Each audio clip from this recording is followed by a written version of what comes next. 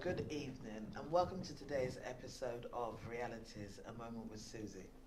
Before I go on to our show today, I must apologise for our show not appearing last week. That was due to technical issues which was beyond our control. And in that show we were going to do a discussion on what is religion, the role religion plays in our life. That show will be aired in 2 weeks' time. Thank you to our guests. They have agreed to come back, and so we will be airing the show. I hope everybody has had a lovely week, and for those of you who know, tonight's show is going to be on the virus Ebola, the myths and the truths of the virus Ebola. On the show today with me as guest tonight, I have David Miranda, who is a public health officer. David, thank you so much for joining me. Thank you. Recommended from the Sierra Leone High Commission. And Faith Okafor Smart, who is the founder of Melkosh Missions, which is a charity in Sierra Leone that looks after the amputees of Sierra Leone. Guys, thank you so much for joining me today. I guess Ebola is a virus that has caused a lot of fear in West Africa mainly, but also around the rest of the world, because it has touched other countries like Spain.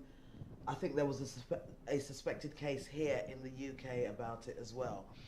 And I think, like many other things that, you know, come to the public arena, there's always these myths, these truths, you know, these different stories that go around, and then you as a layman, you can never ever know what is the actual truth or what is the actual lie, and you'd be surprised at the way some stories just grow. And so today we're going to do this show and we're going to be discussing those truths and myths. I'm just going to say to our viewers out there, remember, this is a live show, an interactive show. Please, if you have any questions or you have anything that you would like to ring in and say, then the number is going to be scrolled at the bottom of the screen, and you can ring in and join in the conversation. David, let me come to you first of all. I'll tell you a bit about what I think I know about Ebola, and I think maybe also a lot of people might have heard the same information that I've heard as well. When I done my research, one of the things that surprised me was the fact that Ebola is not a new virus. You know, the impression that we get with all the media going around is that it's just something that has just come out of the blue. But apparently it's something that was first originated in 1976 down in Congo and Sudan. Yeah. And since then, there have been cases, but not so many cases, and so it hasn't been really cause for concern. But as of now, according to the World Health Organization, we have had 1,975 confirmed and suspected cases, and 1,069 deaths. In 3 countries, Four different countries, in 4 countries. Mainly, they have been in Guinea, Sierra Leone, Liberia, and Nigeria. 4 of the deaths have been in Nigeria itself. Yes. Yeah. So, David, if we start off with you telling us, what is Ebola, this dreaded virus that is causing so much fear around the world? Okay, what we do know at the moment about Ebola is that it's a virus which is found mainly among chimps, bats, monkeys, and other sort of animals which can be found in the forest. So we don't quite know how sort of the virus presents itself in them, but what we do know that when it gets through to humans, it becomes quite fatal. Yeah. Very few people actually do survive 90% of people who actually contract the virus would die. Which is very scary. Which is very scary. Now, I think there are a lot of information out there about sort of how the virus is transmitted and what you need to be doing in order to avoid infection. I must sort of at this point sort of state that the high-risk people are healthcare workers who are actually looking after patients in facilities where people have been suspected of or been treated for Ebola. Now, because there's no treatment, what needs to happen is those people need to get what we call supportive treatment.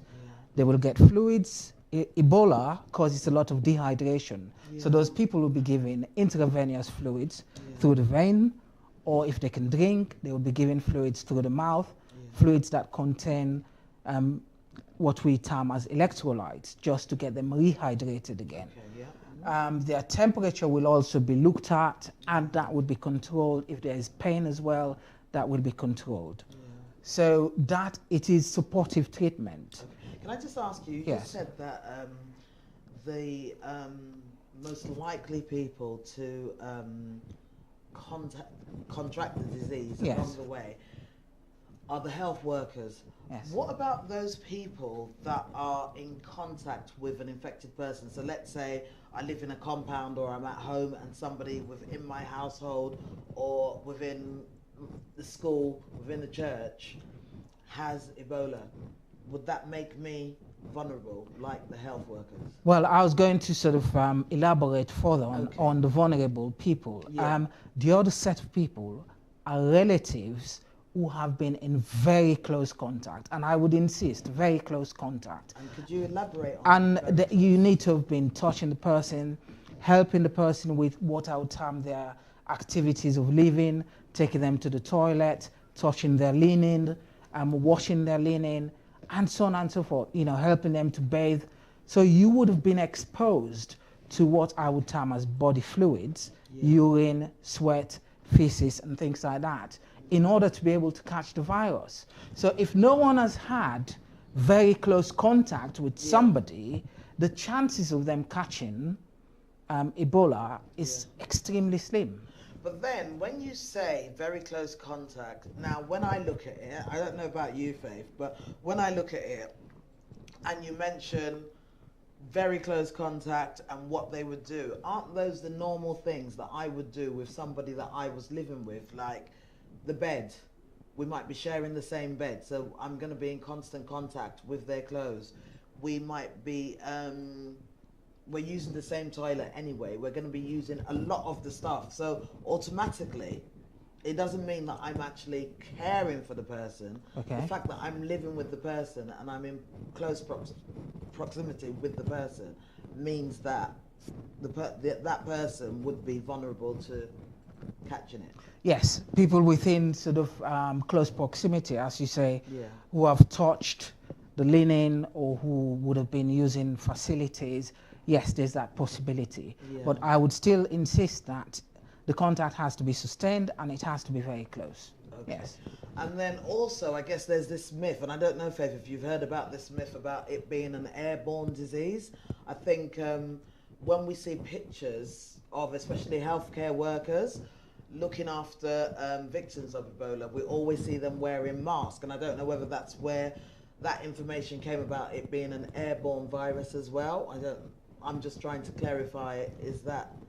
As far as studies go, it is not airborne so far. We don't know anything about it being airborne. Things like influenza are. With Ebola, the reason why you would see healthcare workers wearing masks is because the most highly, the routes which sort of infection easily spreads into humans are through what is known as the mucous membrane, and that is the nose, the mouth, and the eyes.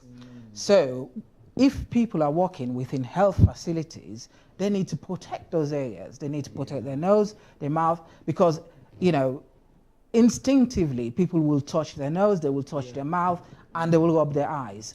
So why the face is so much protected Yeah. is because of what is known as the mucous membrane, which is part of the eye, the nose, and the mouth. And that's the only reason why people will wear masks. So there's no reason for people to wear masks going around the streets. Yeah. They would look silly, and they would create more fear, and in more other panic, people, yeah. which is not Yeah. helpful at all. Yeah, Yeah. yeah, yeah. That's correct. Wow. Do you know one of the things I want us to look at today when we're talking about Ebola, and Faith, sorry, I'm not making you redundant. Sorry, it's just that That's we're okay. drawing all I the know, information, which is and good. we're going to talk about Yes. Melkosh and the camp where the amputees are, and Yes. how they are affected by Ebola, because the camp is in Sierra Leone, isn't it? One of the things I wanted to look at was so we've covered the transmission. Yes. I think I would say that you've given us clear information about how it can be transmitted, because I think it's really important that people hear that. How about the signs and the symptoms? So, people out there need to be aware of there might be some signs that are similar to other signs, but prevention is better than control, isn't it? What are those signs and symptoms? The signs and symptoms is that the difficulty which healthcare workers have to go through is to ensure that they don't put people who are not having Ebola with people who do have Ebola. Yeah, that because That's true. where we have the problem at the moment is a problem that are the countries which are quite malarious. Yeah. There's also issues about typhoid. The presentation in those cases are quite similar. And therefore people have to be screened properly so that you don't end up putting somebody in an Ebola facility when they only had malaria. Signs and symptoms would be high temperature, fever, yes. You'll have vomiting, rash to start with, and then people would have diarrhea. I mean, these are just sort of possible signs. And also bleeding during the mid-stage could start, internal bleeding. And then the furthermost are liver and kidney failure and multi-organ failure. And that is how people sort of end up dying. I'm gonna talk about the length of time, but you know what? I actually want us to go back to the transmission, and the reason why I want us to quickly go back to that is because of the discussion we were having just before we came on air, where we were talking about the fact that the fruit bats are one of the carriers of the Ebola virus, and how that can be transmitted onto people. So do you remember we were having that discussion just before we came on? Well, some experts have sort of recommended that before you eat fruits and vegetables, you need to wash them and peel them. And is that just wash them with ordinary water, or? Yes, you would not want to put chlorine on your mango or your food, because that's going into your mouth. So that would be washing it thoroughly with water and then peeling it. So you're taking the skin off. I mean, that is a view put forward by other experts, and I'm not disputing it. Yes. So some experts sort of take the caution or the warning as far as eating fruits. And that's because things like animals like the fruit bats are always flying around, landing on trees, biting on these fruit. So basically, would you say that if I got like a mango that was pierced, would it be a good idea for me to still wash it and eat it, bearing in mind a fruit bat could have taken a bite out of it? I mean, even if it's not the fruit bat that would have taken a bite out of it, I would suggest that you do not eat it if it's got any signs that something had eaten it before, had pierced it. It doesn't necessarily have to be a fruit bat. So even if you don't get Ebola from that, you can get something else. Yes. The other thing which sort of experts have said is that what we term as bushmeat, handling those and eating them can be also a source of transmission, because they get killed.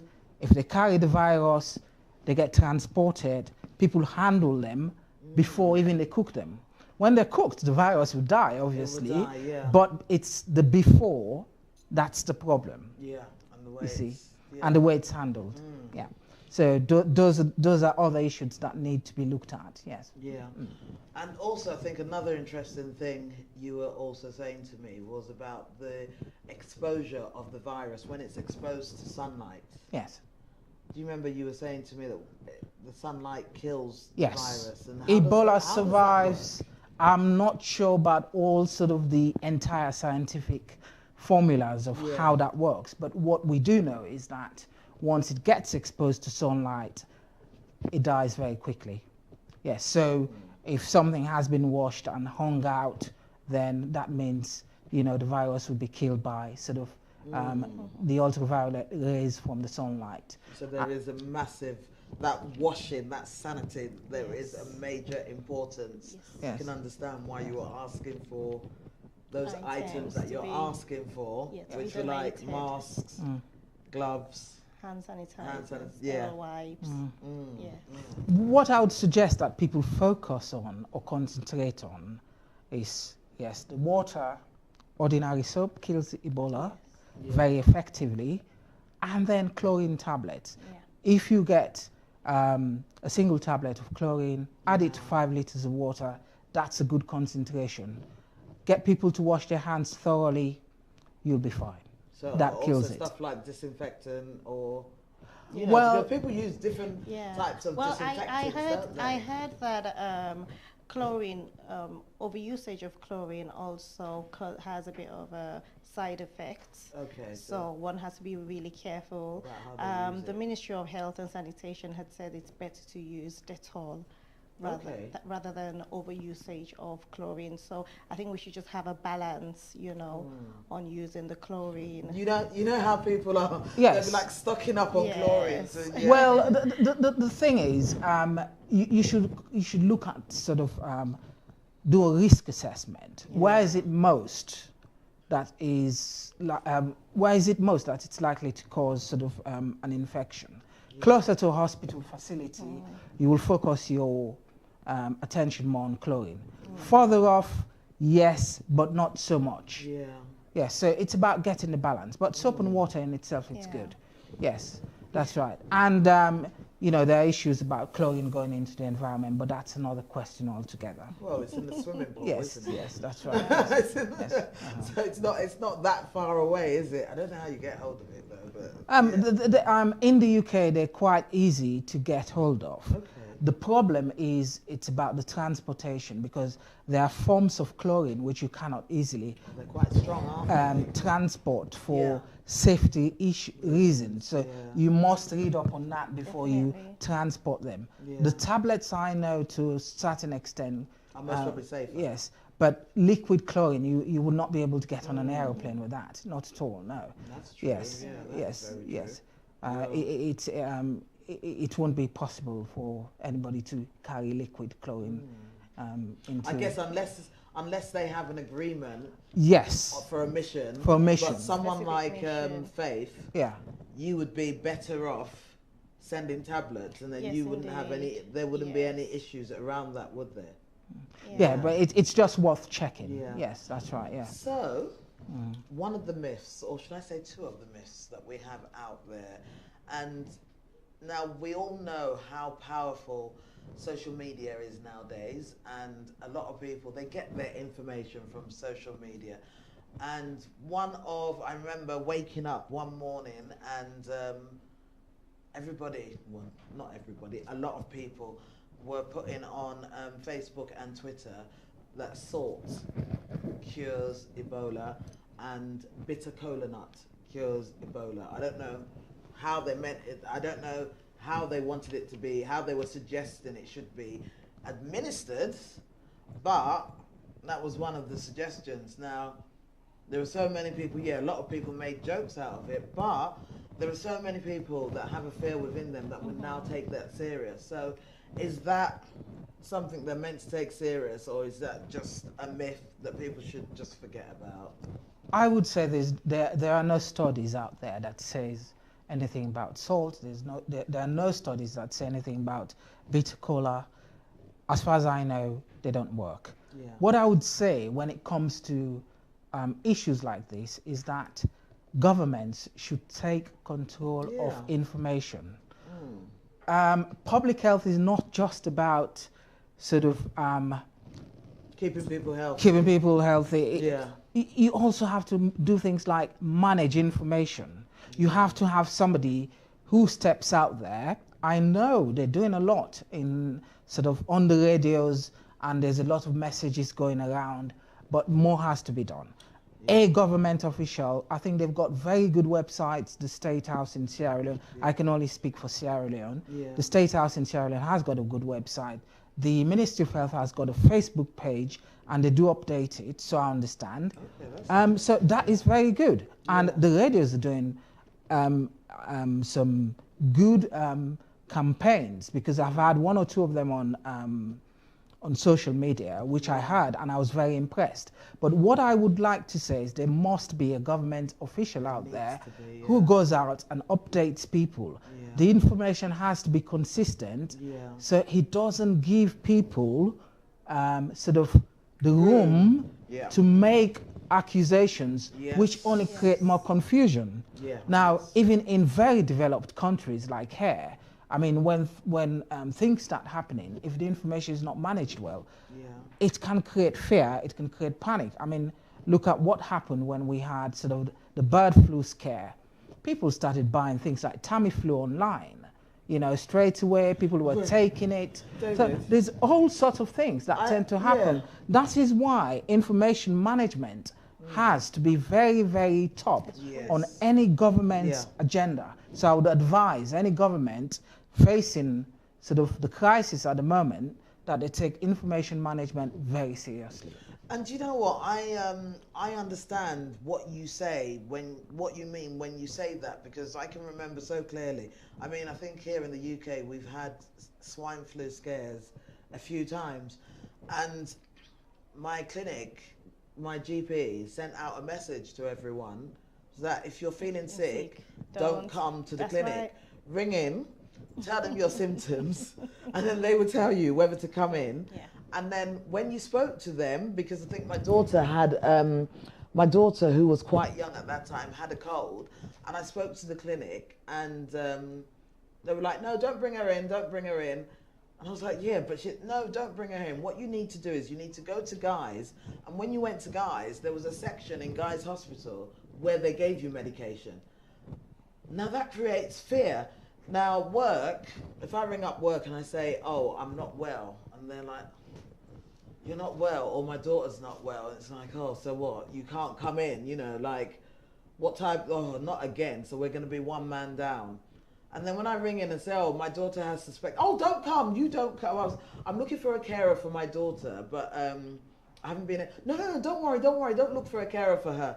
You stay at home with her. So it's like, you know, that fear that is created in people when all this news is, all this information is flashing across the news. I understand what you mean by that.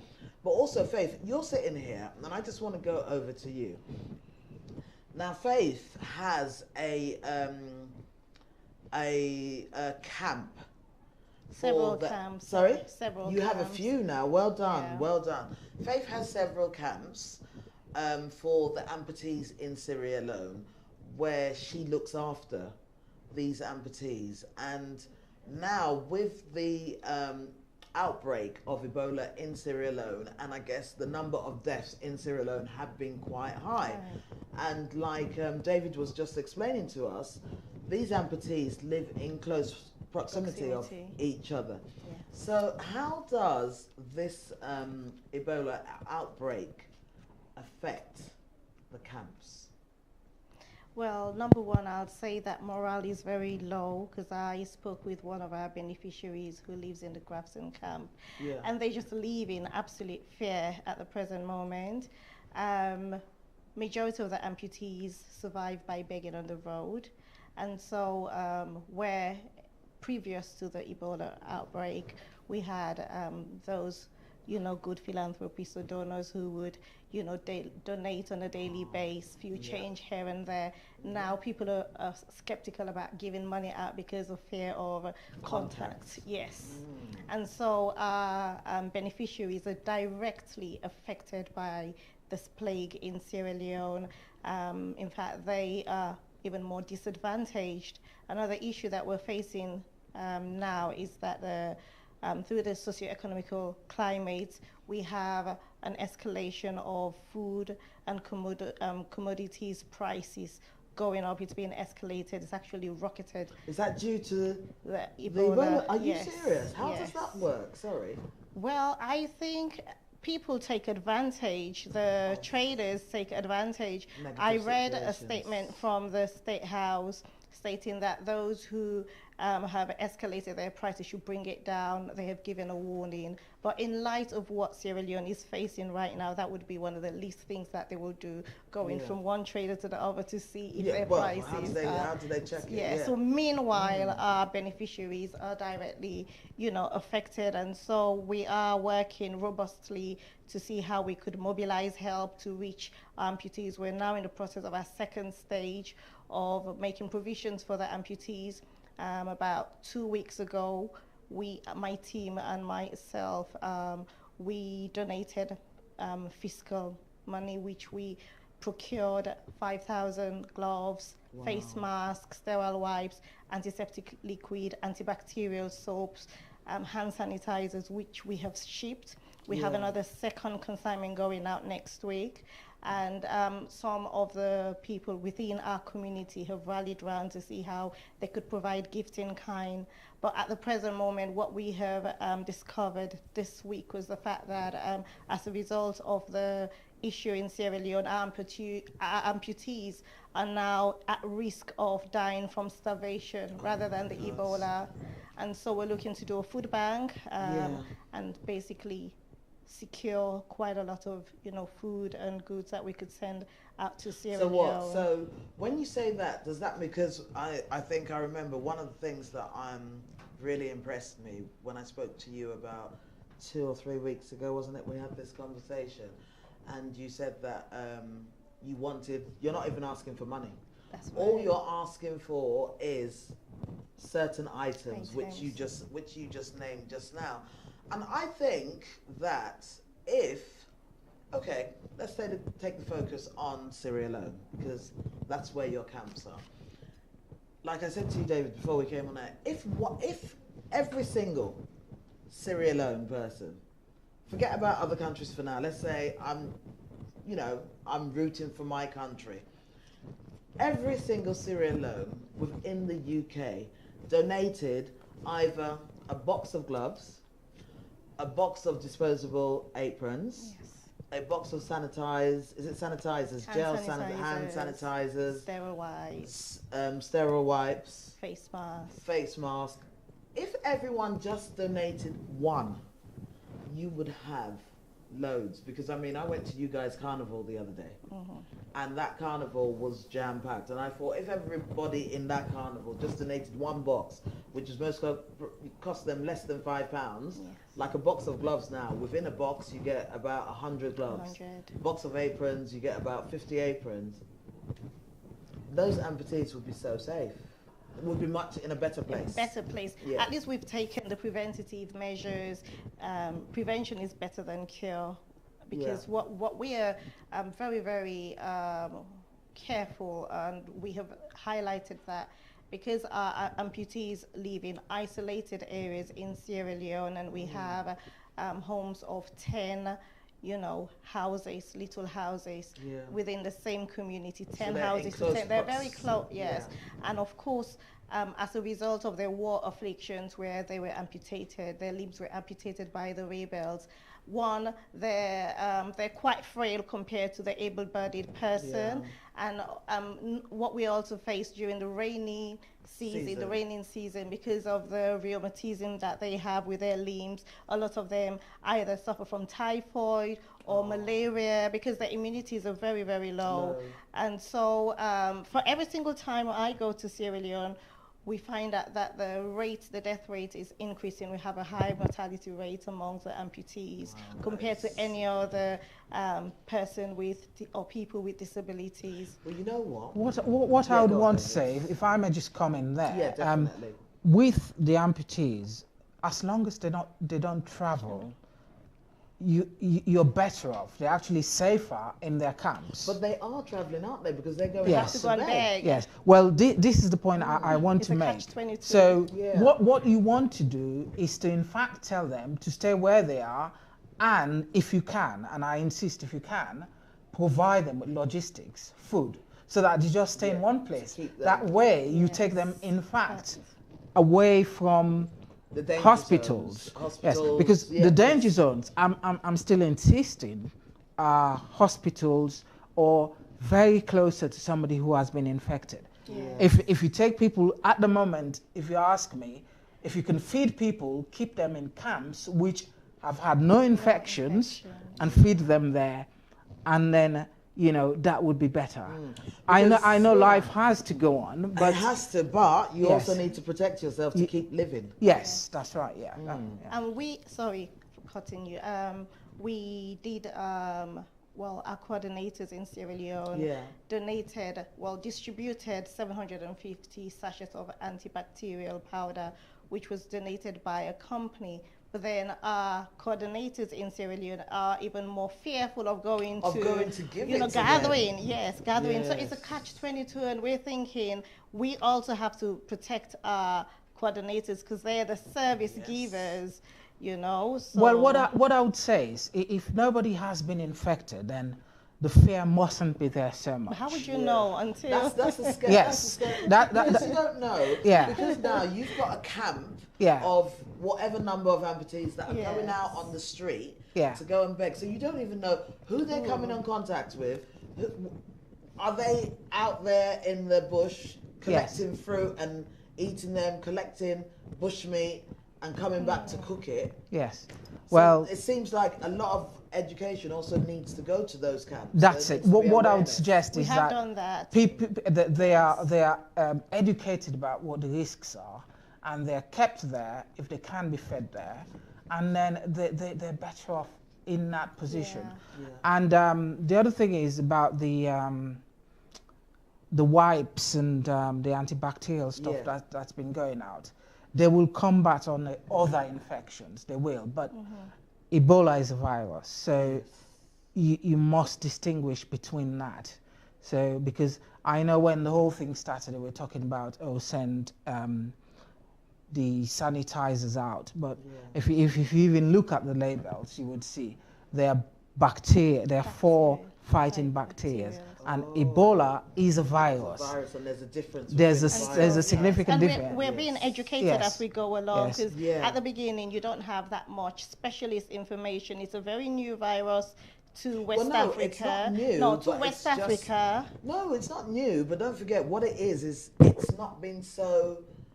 The outbreak hasn't been so bad, so it's not really been. Well, in certain countries, it's because it's been far away from West Africa. But in Uganda, Central Africa, in Congo, they did have outbreaks, and not that long ago. And they also had the first outbreak in 1976 was in Sudan. Was in Congo, yes. So and it's been out there. They've had outbreaks, but. But it's not been people don't pay attention to things which are far away from home. It's only psychological. I think because which is why we say it's new in West Africa. And the information is not readily available for you to know. No, you are very right there. And I think also because health workers were not being affected, I think especially when health workers started getting affected, then the news really But that's unfortunate because it had to get to a point where we lost Dr. Sheku Khan, may his soul rest in perfect peace, was when we saw a high upheaval of, strategies being put into place. To be quite honest, we do have people in the diaspora, community leaders and everyday people who were talking about, the Ebola and saying that we need to take it seriously. But unfortunately, until a health professional had to lose his life was until we got to that stage and people really took this as a serious case, saying, well, if we've lost one of the few specialist, healthcare givers who is able to, deal with the victims of the war, of the, sorry, I'm used to victims of the No, that's victims okay. of the Ebola, Yeah. you know, then that was when the nation or the whole world, you know, really, and us Sierra Leoneans, either back in Sierra Leone or in the diaspora, sat up and saying that, you know, knowing that this is something needs to be done, you know, unfortunately. Do you know, one of the things I wanted to also talk to you about, David, is that, like I said, like, you know, whenever you have outbursts of, you know, outbreaks of information that puts fear in people, one of them is the origin of Ebola. And, you know, social media is a very powerful tool nowadays. You know, one person, all you need is one person that writes something quite different from anybody else, and you'd be surprised at how people grab that information, and that information to them becomes real, and next thing they're spreading it all over the place. Now, one of it was about the origin of Ebola. And one of the things that I read was that apparently it was cultivated by scientists. So they actually sat in a lab, cultivated the Ebola virus, and then put it out there to people. What is your take on that as somebody who works within the public health field? Well, such things, when sort of you hear about them, you have to take them seriously. Equally, there are things which need to be properly investigated. It's not professional to go out and be sort of insisting without you having the evidence at hand. Everything in this world is possible. However, you have to have the evidence to go and say, to back it up, to say this is what happened. For now, what I know about it is that the origin is from bats, chimps, and other sort of animals that live in the wild.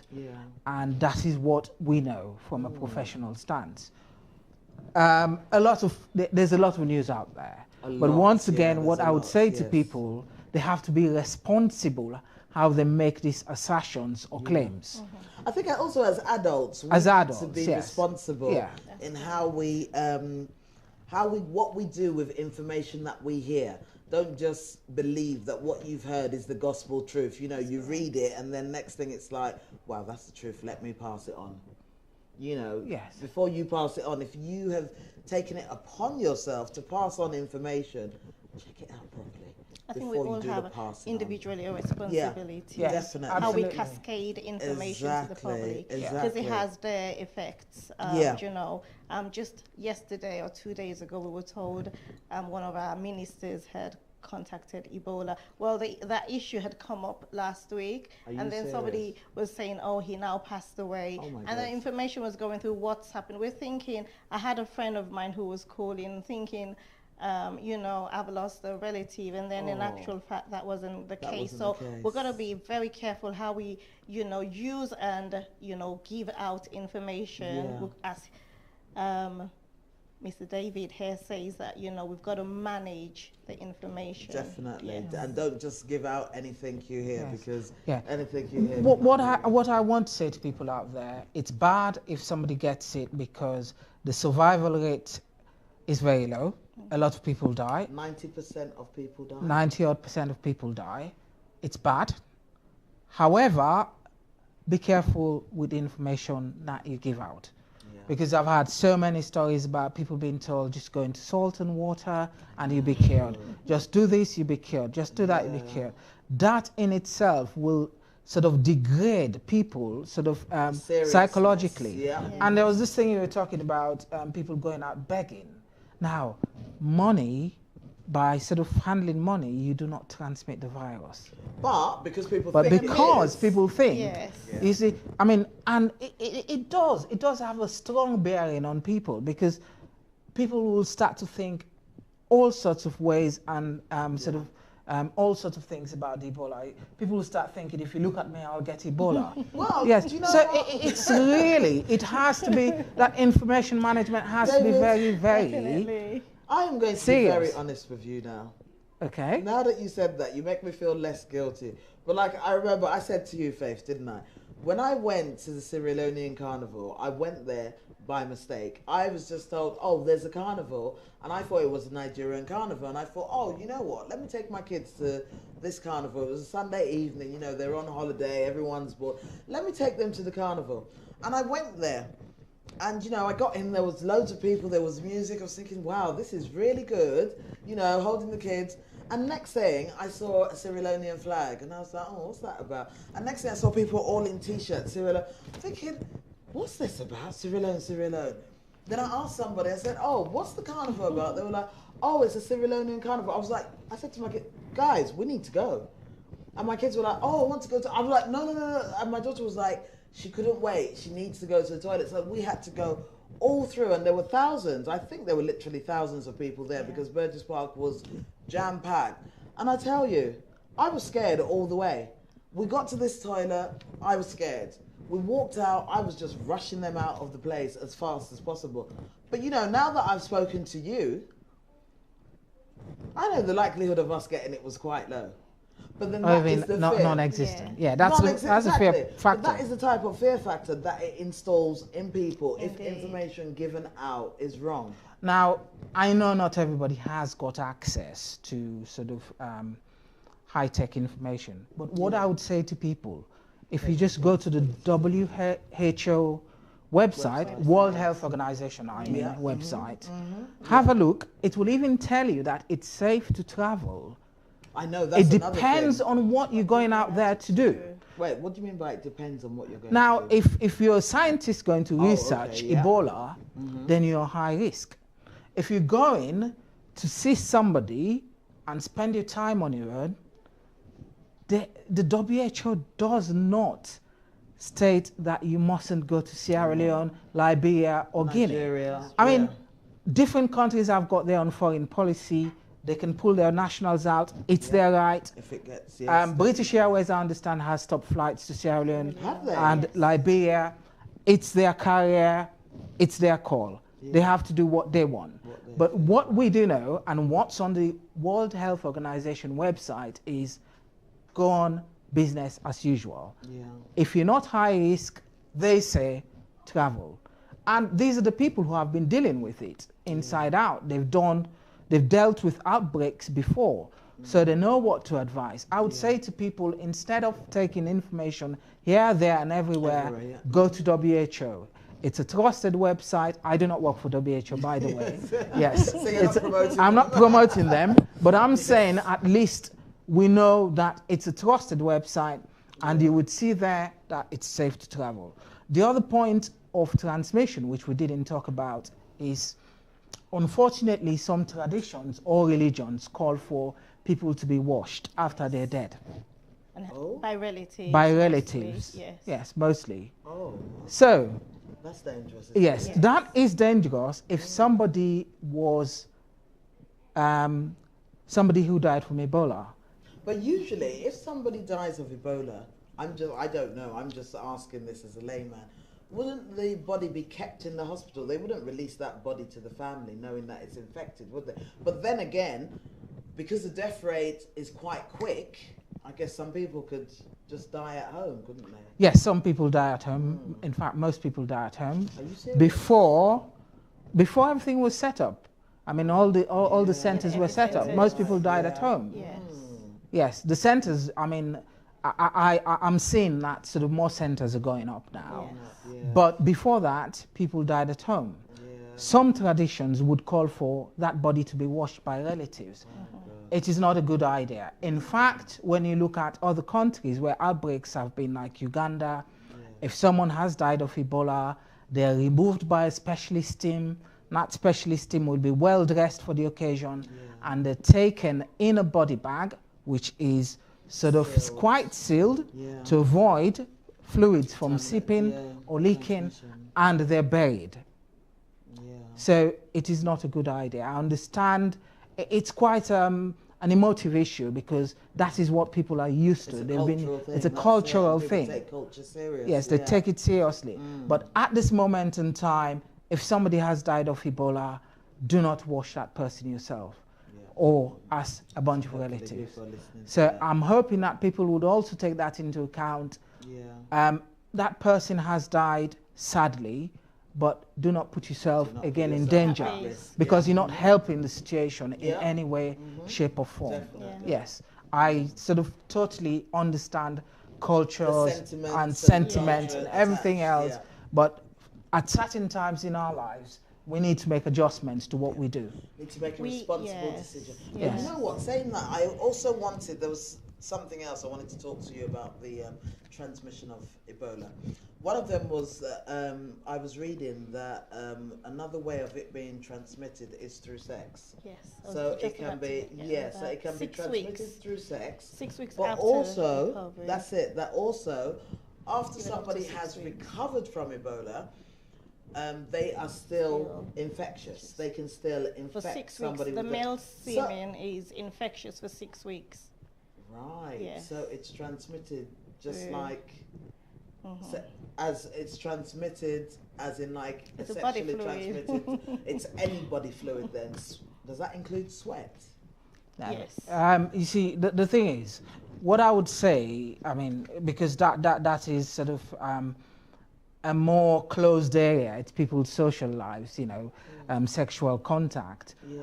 What I would say is, if somebody had died of, had recovered from Ebola, of which there are very few, which are very few, that's correct. Yeah. And not all of them will be men. Yeah. Yeah. So we'll just. But then, wouldn't a woman, if a man is contagious for 7 weeks or 6 weeks, wouldn't a woman be contagious as well? Because she's still got body fluids. Well, the World Health Organization does state that, you know, any individual, either male or female, should, you know, abstain from making love to their partner for 6 weeks, minimum of 6 weeks. Yes. So yeah, I would say to be a little bit more safer, even beyond, you know, slightly beyond. With the person, yes. Sounds of it. Well, if they've survived, they go back home. Okay, so wait, hold on. So that is, if they've survived it, and they've gone back home, they are still infectious for internally, not externally. Yes. For 6 weeks. So that way, can I just ask you this? This might be me sounding a bit, you know. Well, that's fine. Yeah, please slow. Go ahead. Yeah. But then, if someone has been to hospital and they have recovered from the infection, they are still infectious to another person if at any point of time their body fluids are shared. Does that include sweat, saliva, or is that just sexually? Sexually is what we know, and sexually is what, yes, been advised. Yes. You know, abstain for 6 weeks. I would say even abstain for beyond few months. Say 8 weeks, if you know. 4 months. And then, well, you know, that's a very personal thing, 6. You know. Yeah, that also needs to be taken into consideration. Yeah. But I mean, my greatest worry is because where these cases have been occurring, the tropical climates, people do get other type of infections where they would vomit, they will sweat, they will have high temperature. It's about the fear. Yes. Yes. Well, I'm not going to lie to you, but I think if somebody offered me a ticket right now to go to West Africa, I doubt very much I would accept that ticket, whereby usually I'll be jumping on the plane before the ticket's in my hand. Right, okay. I mean, I'm sorry, but you know. Yes, I mean, you have all right to be. And now that it's the holidays, there are so many people that are going on holiday. Yes. But what are they going to do? This is the big question. Does it matter? Though? When they get it does matter. I mean, I highlighted earlier that it depends on what you're going to do. Near a hospital. You're not going to look after an infected patient. You're not going to wash bodies. You're not going hunting, you know, bushmeat, as we would call it. And they're not eating it. Well, the eating it is one part, but it's about handling it before you cook it. That's true. It's the handling. It's that chain that, you know, the infection could happen. Yeah. So it just depends. It's your activities that you need to curtail. So, I mean, let's assume you were going on a business or on a conference. You get into a plane. You get to Sierra Leone, Gambia, or Nigeria. You go straight to your hotel. I would be safe? The chances, I'm just trying to explain here, it'd be extremely low, you see. Well, would I be wrong to say that when you think of the number of deaths you have had in these countries, yes, compared to the population, it is still quite low compared to the populations of those countries, because at the end of the day, these countries have billions of people there. But a minority have caught this infection, but the greatest fear is catching it, because when you catch it, there is no cure for it. Well, I think the greatest fear here, you know, is the not having a treatment. So when people do catch it, and it's the continuous effect of it happening on a daily basis, that is why people are worried about when is this going to end? When you think am I vulnerable? Yes, and so on and so forth. I mean, and I personally think that it's going to go on for another 6 months. At least. Yeah, because I think they were saying that there's a vaccine out now that they have not tested on animals or people, but it's going to take a good 6 months before they can be sure whether it actually works or not. Well, I think when it comes to the vaccination aspect, that's a very important one that you've just brought up. Yeah. I understand it's been tested up to a point, but not fully, for it to be licensed to be used. Yeah. Now, the difficulty with vaccination is not just about giving the vaccine. Okay, if the World Health Organization is in a difficult position, they're faced with a situation where more people are getting infected, they want to do something. Okay, vaccinating people is one thing. Who is going to look after them after the vaccines? Who is going to follow them up? If there are any unwanted side effects, who is going to follow that up? Who is going to take responsibility for that? So those are ethical considerations that need to be taken firmly into consideration before anything goes ahead. You know, what will happen if the vaccines turn out to have side effects? Yes, so and the World Health Organization is in a difficult position, but I would say don't neglect the ethical considerations. And somebody will have to put up their hand and say, yes, we're giving this vaccine, we're taking the responsibility if anything goes wrong, you know, with the people who receive the vaccines, the recipients, I would say, yeah. Oh, David, Faith, you guys, thank you so much. I mean, for me, I feel that I gained a lot of information just talking to you guys, and I hope that people out there also gained a lot of information. Also, at the same time, I'm going to say a very big thank you to David. David, would you like to just say something before we go off air? Just a quick note to people. Well, I would say to people, what you need to do at this moment in time is to try and listen to information just from one source. If you listen to too much information from different sources, you're likely to be very confused. The other thing I want to say to the healthcare workers in all of these countries affected, we are with you, and we're looking at ways of supporting you, of helping you. You will need a lot of education and training in infection control. That is on its way, and we'll make sure it gets to them. Thank you so much. And I want to thank them for the good work, and also my condolences to the people who have died and their relatives. Thank you so much for that, David. Faith, you are running a charity for the amputees. Could you quickly just tell people, 30 seconds, I hope I have enough time, just, you know, what you need. Well, okay, again, we need, right now we're in the process of raising funds or gifting kind in the area for our food bank. So if you can help us, you can visit www.melkoshmissioninternational.org, or you can contact us on Facebook, Melkosh Mission International or Melkosh, or you can contact us on Twitter. We'll also have an event coming up, a black tie gala, which is coming up on the 14th of September. a third of the proceeds raised will go onto our Ebola project, and the 2/3 of the remaining proceeds will go towards our educational sponsorship, because indeed we have to have a, vision, continuous vision of our mission. So please contact us. Your help, no matter how little, would make a difference. Every little help counts. Thank you. Thank you so much for that, Faith. Thank you so much for that, David. Now, I don't know about everybody out there, but for me today, I have learned a lot, and I say thank you to you guys, because you've kind of put my mind at ease a bit. Yeah, I still have a bit of fear in me, of course, I'm human, but you have put my mind at ease. And I hope people take this information and also take the message that as responsible adults, when you get information, don't just take that information to be the fact. Go out and look for that fact to check that information. But no, thank you.